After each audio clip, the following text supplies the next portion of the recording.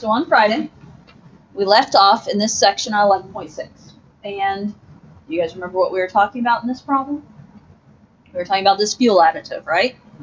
If you go back to the front page, it talks about this car that had been getting 34.6 miles per gallon, and then they used this additive, and now it had increased its gas mileage, right? Okay, so we, in the process, remember we're learning about null hypothesis and alternative hypothesis, where the null hypothesis is if nothing changes, what is it at? Alternative hypothesis is, okay, if you have that outside factor that's changing it, what could be the results? Okay, so we're going to keep working with our hypotheses a little bit today. And if I even back up one more screen, here was our data provided without and with additive, right? Okay, and our null hypothesis was that if nothing changes, so like without the additive, these two groups would be about the same. The alternative hypothesis is that basically group 2 with the additive should have a higher gas mileage overall. Okay, now they started mixing the groups up on us. Okay, I'm just trying to get everyone. Are we kind of remembering where we were on this? Nothing else is for myself. I have to remember where we were. They started mixing up the groups, and the idea is that if there's no difference in the groups, like with or without the additive, then the difference between the groups will often be 0. This particular one was 0. Now, we're going to try this again and see what happens. So, if you will, bottom section of this paper. In one particular randomization, one group has these data values. So they're breaking it up again. I'm going to call this group 1, just because I need a number to refer to. And then the first thing it asks us to do is identify the data values for the other group. So if that's group 1, what data values are in group 2? So go from up above, and which ones are we missing? You can go up to the very top where they gave us the original 10. 32.9. What was it? 32.9? Okay. 32.1. 30 what point 1? 33.1. And 33.8. Okay, 33.8. 34.8. 34.8. 36. And 36.0 or 36 even. Everyone got those? Okay, so the first 5 numbers they gave us here, grabbed from the groups above. This is the leftovers for the other group. Okay, so in other words, we've got 2 new randomization groups. It asks us to now, in the second part, calculate the difference of the means for the 2 groups.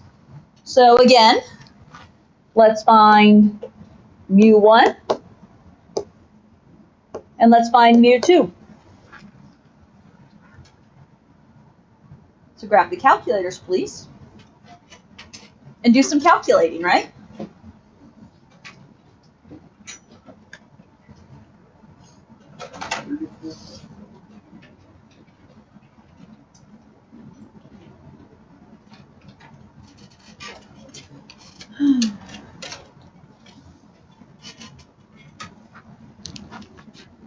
Like Friday, I can tell you it's going to add to be something, and then we're going to divide by 5. And then we're going to get something else. That's what I got for you.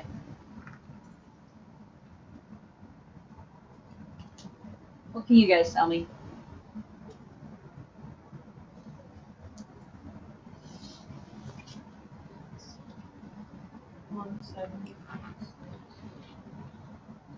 $170.6, is that for group 2? That's for these right here, right? Okay. So the values that we just wrote here, which is what I called group 2, add to be 170.6. You divide those by 5 and you get 34.12. Okay. Group 1 is this printed group up here, listed up above. What was it? 178.8.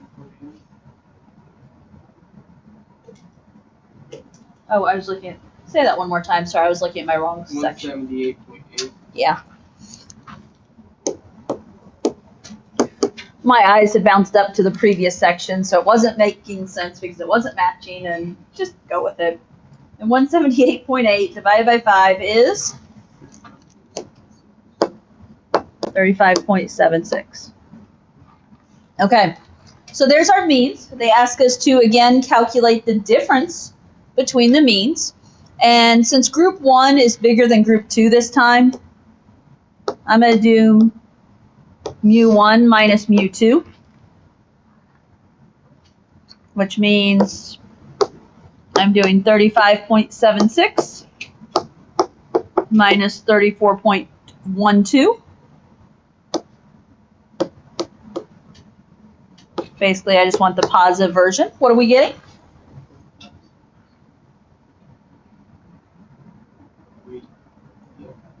One point what? Not 1.56.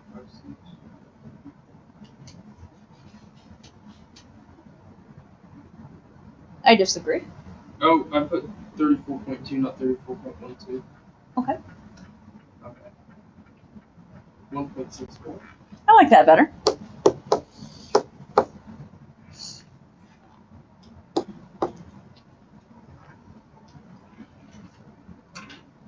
Okay. Now, in the one we finished Friday, the difference between the means was 0.08. Very close to 0, right? And when it's very close to 0, that's saying that there's no difference between the groups, right? Here, it's farther away from 0. Okay, so we're kind of getting, so far, answers all over the board, if you will. Okay, so let's flip to the next page when you're ready.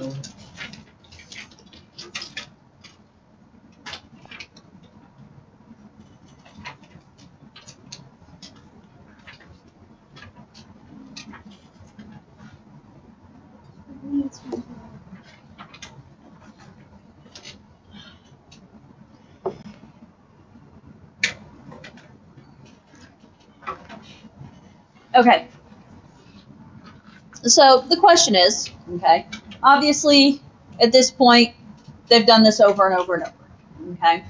We've done it a couple of times, they've done it over and over and over.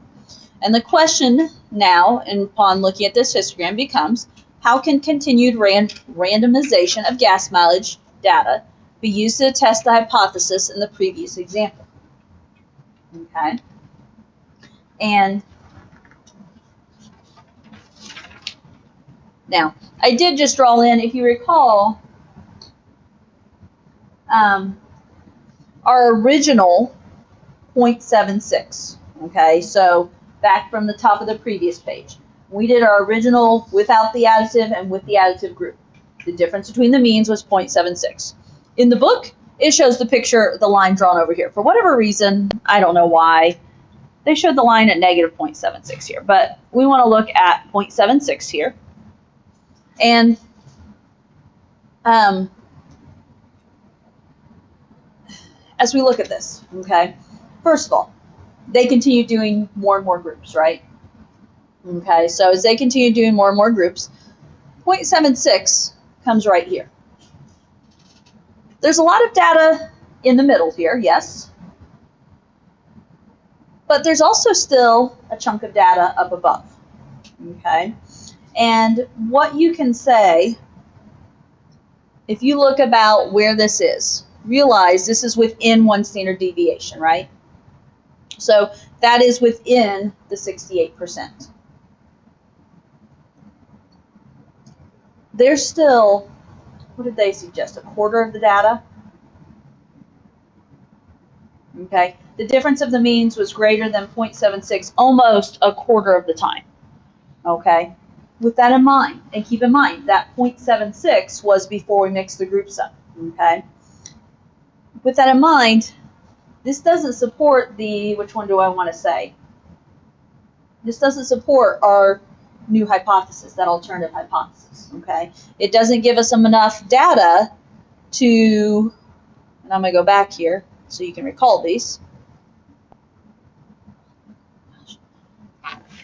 It doesn't give us enough data that the difference between the two needs to be 0. While it is a decent amount of time, it's not quite enough at the time, okay? So it doesn't give us enough information to reject that, is what I want to say. Okay, so let me read. Sorry, trying to get my words together here. Let me revise, okay? So null hypothesis equaling 0, okay? That would be if nothing changed. We have a lot around 0, right? So that would be if nothing changed. Alternative hypothesis means it needs to be greater than 0. Well, it is, but is it greater than 0 enough of the times? Okay, that's a better way of me phrasing it. And so what we're going to say, we only had 10 values, yes? Well, we reordered and did lots of samples. 10 values. Is 10 values a lot of data? No. Not really, okay? And so, you know, with that in mind, we don't really have enough information to support our alternative hypothesis yet. Okay, we don't have enough information to reject the null hypothesis. So I'm going to write a couple of key points here, but then we're going to go on and look at one more simulation on this before we leave the fuel additive behind. Okay, but the question here was, how could continued randomization be used? Okay, and one thing was, which is what they did, is continue creating new groups. Continue, I can't spell here.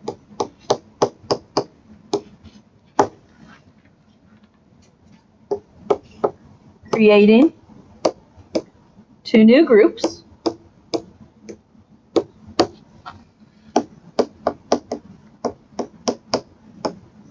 Finding means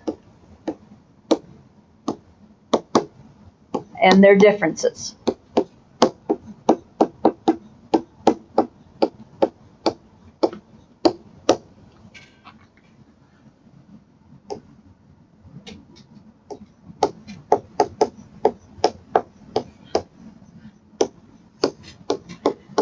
Difference of the means. This is where I'm going to talk about was greater than 0.76.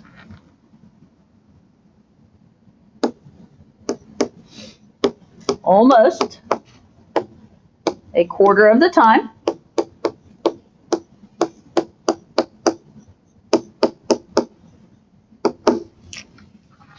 Okay.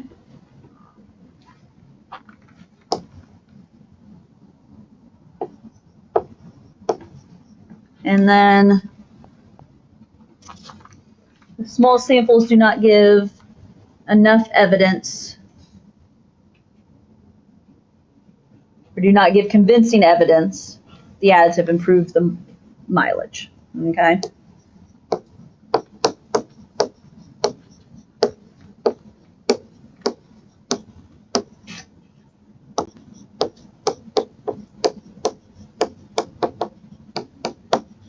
Small samples are not convincing.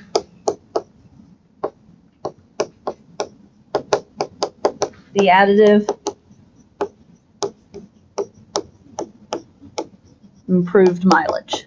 So we're still stuck with that null hypothesis. So that's what I'm going to say, cannot reject null hypothesis yet.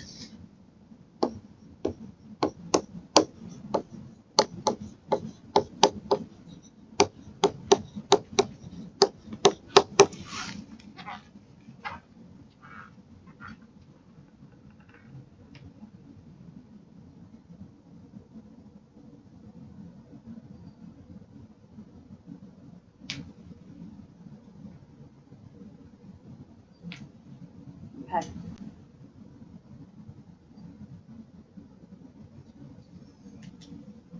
Now, you can probably take a guess based on what we've been doing all chapter. The small samples aren't enough, right? So what are we going to do now? We're going to look at a bigger sample. Okay. So if you start looking at the next section, it talks about the fuel additive was tested again, resulting in this other data displayed below. You would use a simulation to randomly assign the data into 2 new groups and find the difference of the means of the original sample and the new groups you just created.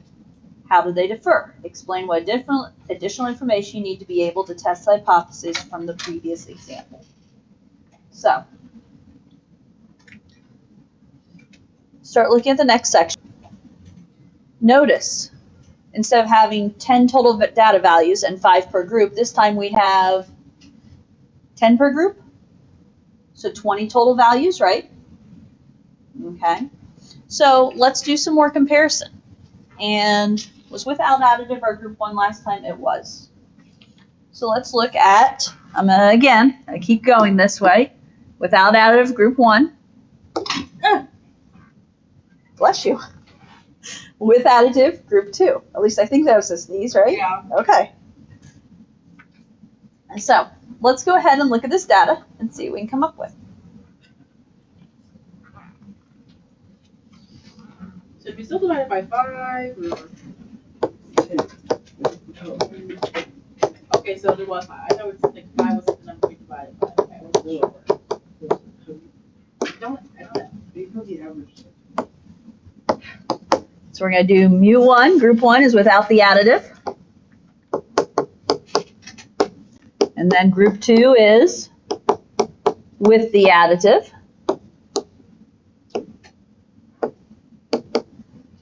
As the discussion just happened, yes, this time we're going to be dividing by 10 because we are adding up 10 data values. I want to say it, Brayden. Don't say it. Okay, say it. Okay, well, I'm not there yet, so just wait. Which one? Okay, well, Jocelyn, The first it's not one. there yet. Can I just No, say I'm almost there. I'm almost there. Jocelyn, Wait. I've already done all this one. Say it. Somebody. Jocelyn, you're so slow. Okay. You say it? Oh, okay. The first one I Oh think my is goodness. 332.4. And then you divide and it's 33.2. And because I was thinking ahead, I started to write that number right there. But yeah, okay, 332.4. You divide it by 10, that moves a decimal over 1, so 33.24. Okay, I'm there. That's Yeah, I didn't do that one. Okay, hold on. I gotta figure this out because I got like 670. I feel like Get to clear your calculator? I think I because I keep putting 300 instead of 30 Oh, something. okay, so you got a 300 number in there. It's like, yeah, you should be nowhere near 600. You were around 300. We're in the 300s again. So if anyone has a second group and what it adds up to be, or we all focused on the first group this time. Well, normally I do the second group, but this one always does the second one, so I just don't do it. Okay. Second group with additive adds to 357.4. We divide that by 10, it becomes 35.74. Okay. Let's go ahead and subtract them.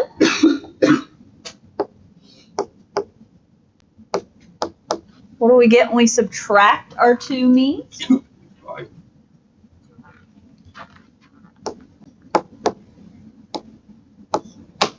2.5?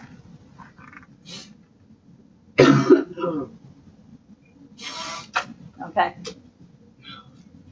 Now, when we first did this with 10 net data values, 5 per group, we got a difference of means of 0.76, right? So it was greater, it was a bigger difference than 0, but not by a ton.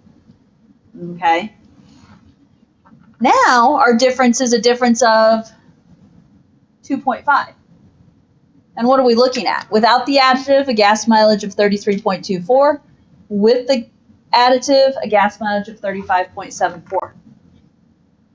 What are we thinking now? Is it becoming more apparent? Yeah. Okay. 0.76, pretty close to 0 here still. 2.5 is showing a more remarkable difference, so to speak. Okay. So, and if you go back and look at our histogram from the previous problem, folks, 2.5, okay, when you get up here to 2.5, is that going to be bigger than a lot of those samples? It is. It is going to be bigger than a lot of those samples. And that also helps to support over that past randomization here. So with 2.5 being so big, we can say that since 2.5 is greater than the difference of mean in most samples, we can officially reject that null hypothesis, where they would still be the same. And then the alternative hypothesis is supported, because 2.5 is so much greater than 0. Okay? Thus, remember with the alternative hypothesis, the difference in gas mileage is due to the additive, not just by random chance, or random variation is the wording they use. Okay? So let's see. How do I want to put this here? That's what you guys are waiting to hear, isn't it? Okay. 2.5.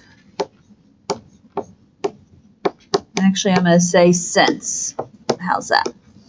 2.5 is greater than the difference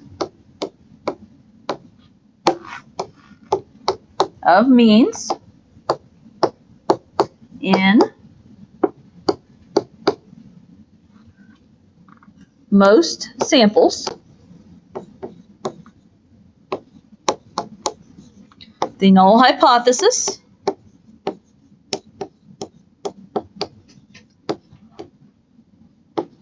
can be rejected.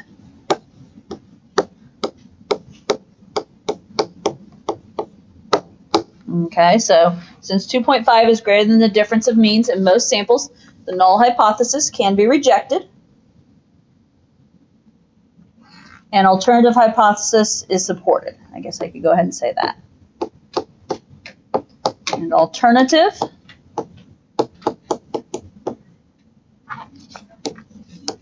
hypothesis is supported.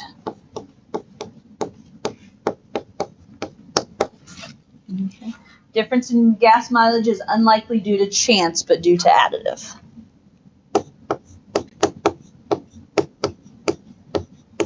Okay. Difference in gas mileage.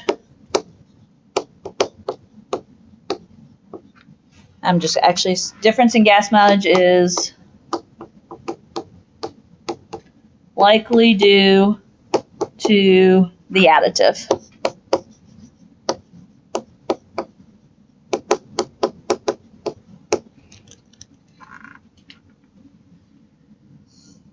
Okay.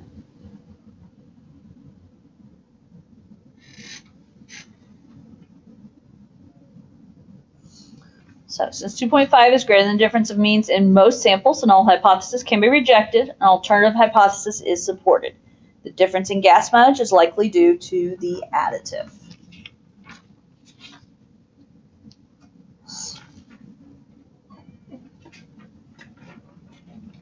Okay.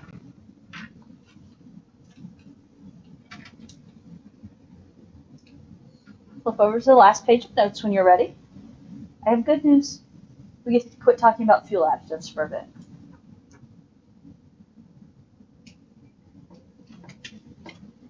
Now we get to talk about mac and cheese. Okay, I see at least one person that does not care for mac and cheese. Just depends. It's loved in my house, so.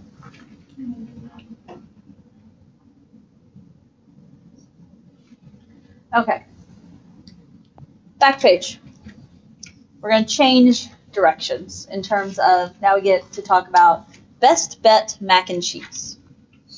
Best Bet Mac and Cheese reports that the average price for a box of their product is $1.45. A marketing company selects a national sample of 100 retail prices. The standard deviation of prices nationally is 20 cents, and the mean prices of this sample is $1.65. Does this study provide evidence that Best Bet's claim is false? Okay. So we're looking for, does it provide evidence that their claim is false? What is their claim?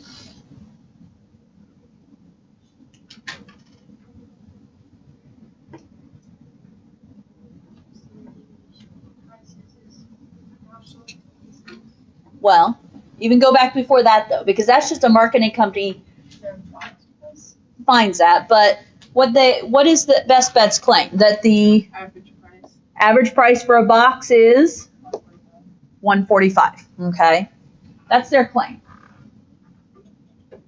Now, the study, we're trying to figure out, can we prove this is false, basically? Okay, so first step, ask us to write a null and alternative hypothesis. Now, it's been since Friday. What represents null hypothesis?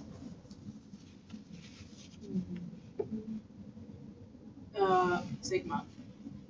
No. U. Nope, you just pretend. What represents alternative hypothesis? O and A. Okay, so if you recall, and I wasn't going to write the words out here, but just as a reminder, the null hypothesis is H sub 0, okay? And the alternative hypothesis is H sub A, or in Jocelyn's words, it's ha. Okay? Now, with the null hypothesis, what's the initial claim? If nothing changes, what? The mean is $1.45. Okay, so that's your null hypothesis there. That if nothing changes, they're claiming that the mean is $1.45. Now, we're trying to prove, we're trying to see, does this study provide strong evidence that Best Bet's claim is false? If their claim is false, what would that mean about the mean? Bigger. It's bigger or smaller. In other words, the key is it's not what? Equal. It's not equal to $1.45. So in this case, for the alternative hypothesis, I'm going to use that mu is not equal to $1.45, because they don't really give us an indication of is it less than or greater than that it would be. So we're just going to say not $1.45. Does that make sense? That way, so if it's $1.45, Best Bet's claim is true. If it's anything but $1.45, their claim is not true. Okay? Now, keep in mind, we've been talking about margin of error in this chapter, haven't we? Or in this lesson. Okay, so the fact that this marketing company finds the mean prices of samples to be $1.65, that doesn't necessarily mean the Best Bet's wrong. Okay, because $1.45 could be in that margin of error. So that's what we've got to figure out. So we learned formulas for margin of error, what, back in 11.5? It asks us to calculate the margin of error for the new sample. Do you remember a formula? This is bad falling on Monday. We don't remember this stuff. Flip back, guys. It's in 11.5. Which formula do we want there? Oh, is it like the 2O over? Except it's not 2O. Yeah, we're going to use quantitative because they give us a sigma. 2 sigma over square root of n. Okay. So 2 times sigma. Remember, sigma stands for standard deviation in math class. That's what we're in right now. What is sigma?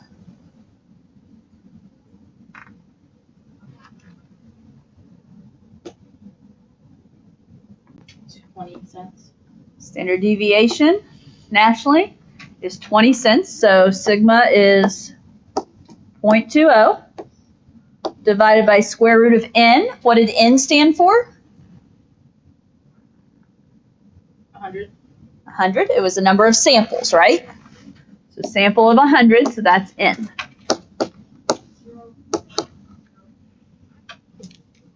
Okay, so 2 times 0.2 is going to be 0.4, and 0.4 divided by 10 is going to become 0.04.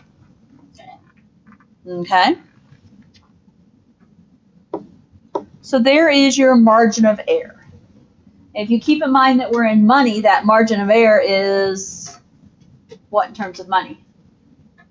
That's 4 cents essentially. Okay. So it's broken into steps. Step 3 asks us to use the sample statistic and margin of error to predict a range of reasonable values. So range of reasonable values. What was the mean that they found? Well, Best Bet is claiming 145, but what is the mean that this marketing company found? 165. So what I'm going to call is the sample mean is 165. And then remember when we do margin of error, we do plus or minus the margin of error. So we're going to do plus or minus 0.04.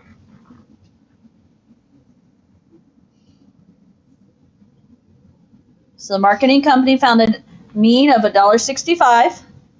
The margin of error is going to be 4 cents based on the sample size and standard deviation. What do we get here? What's $1.65 minus 4 cents? $1.61. $1.61. What's $1.65 plus 4 cents? $1.69. $1.69. So our range of reasonable values is $1.61 to $1.69. Okay, so that's saying if this marketing company finds the the mean of the sample prices to be $1.65, then you've got to have a little room for margin of error. Okay, margin of error, we add or subtract that, we now have $1.61 to $1.69. Okay. Now, final step, basically, we have to decide, is Best Bet's claim true? Okay, compare the claim to the predicted interval. So, Best Bet was claiming the average price for a box of their product is $1.45. Why not? Yeah. $1.45, if it fell in this interval, we could talk about it. We could talk about being a yes, but it doesn't. Okay, so the claim of $1.45 falls outside that range of reasonable values, and so we have to reject the null hypothesis there, which essentially means you are accepting the alternative hypothesis. Does this study provide strong evidence Best Bet's claim is false? Yeah, it did. Okay, so I'm going to say the claim of $1.45 falls outside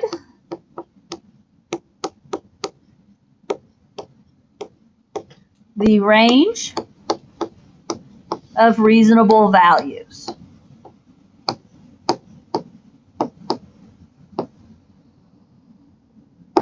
Okay, so must reject null hypothesis. And if you want to, you could also say that Best Bet's claim is false.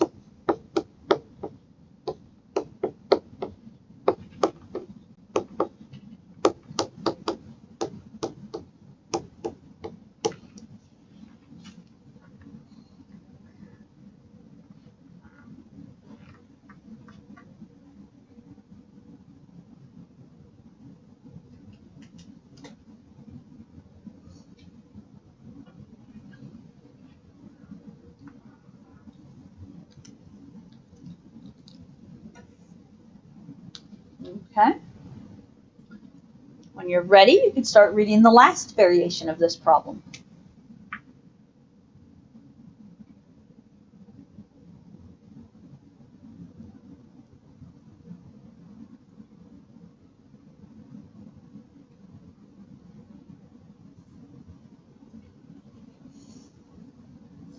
If you look down at, of course, we're going to take this problem and we're going to tweak it, right? Okay. Best Bet revises their claim and reports an average retail price of $1.60. A second marketing study sampled 300 prices for Best Bet mac and cheese, finding a mean price of $1.64. Now, a couple of things, okay? So we've got Best Bet as a new claim, right? Best Bet revises their claim, and now they're going to say there's an average retail price of $1.60. Second marketing study sampled 300 prices, finding a mean price of $1.64. What is the margin of error for the new sample? Now, I don't know if you noticed, margin of error for the new sample. They give us a new sample size, yes? Did they give us a new standard deviation? No. But we're still talking about the same type thing, folks. This is still quantitative. If you go back up to the top, when they said the standard deviation of prices nationally is 20 cents, they're talking overall. They weren't talking just for that particular time, but overall it is 20 cents. So we can still use the same standard deviation of 20 cents from up above. Okay? So all of that, my point is that we're still going to use 2 sigma divided by the square root of n. Okay? So 2 times, we know sigma is 0.2, divided by what this time?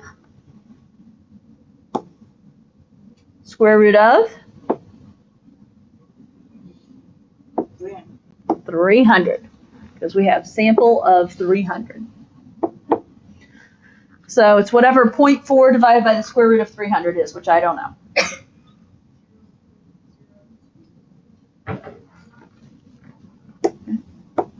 0.023. Now, based on the fact that we're talking money, I'm going to round that, and that is about how many cents? About 2 cents. 2 decimal places, so 2 cents. Okay? Now, is Best Bet's revised claim supported by this new study? Explain why or why not. Well, in order to figure out if their new claim is supported, what do we need? We need a new range of reasonable values.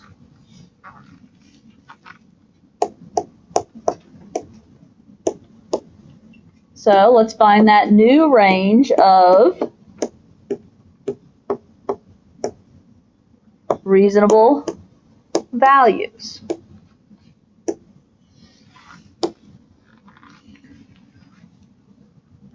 What's the mean we're going to use to find?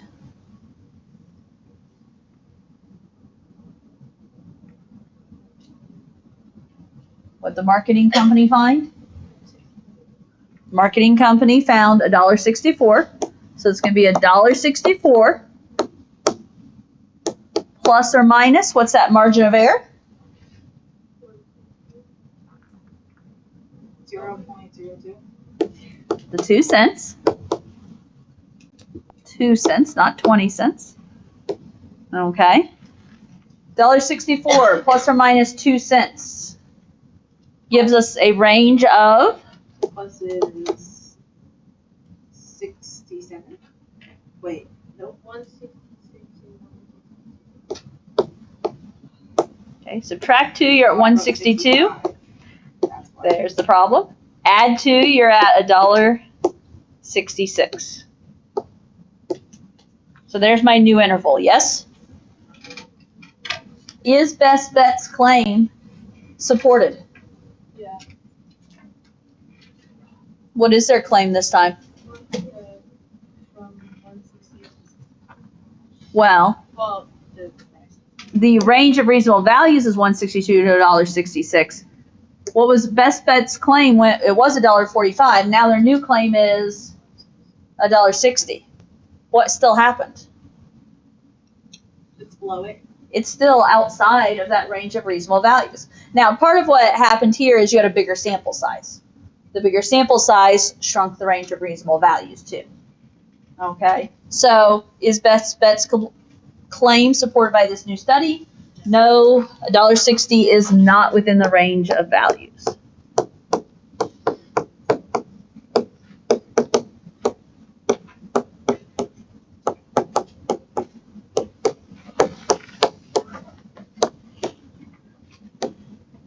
So no, $1.60 is not within the range of reasonable values. Okay? Okay, guys. Go in.